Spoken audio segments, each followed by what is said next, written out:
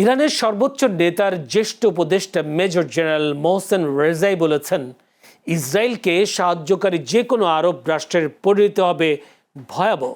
তিনি বলেন, বর্তমান আঞ্চলিক পরিস্থিতিতে ইসরায়েলের সঙ্গে যে কোনো ধরনের সহযোগিতা শুধু রাজনৈতিকভাবে ভুল সিদ্ধান্ত নয়, বরং তা পুরো মুসলিম বিশ্ব ও মধ্যপ্রাচ্যের স্থিতিশীলতার জন্য ঝুঁকিপূর্ণ হতে পারে। রেজাই আরও দাবি করেন, ফিলিস্তিনি ইস্যুতে মুসলিম দেশগুলোর অবস্থান দুর্বল হলে তা ইসরায়েলের অবস্থানকে আরও শক্তিশালী করবে, যা ভবিষ্যতে মধ্যপ্রাচ্যের সকল দেশের জন্য ভয়াবহ পরিণতি ডেকে আনতে পারে।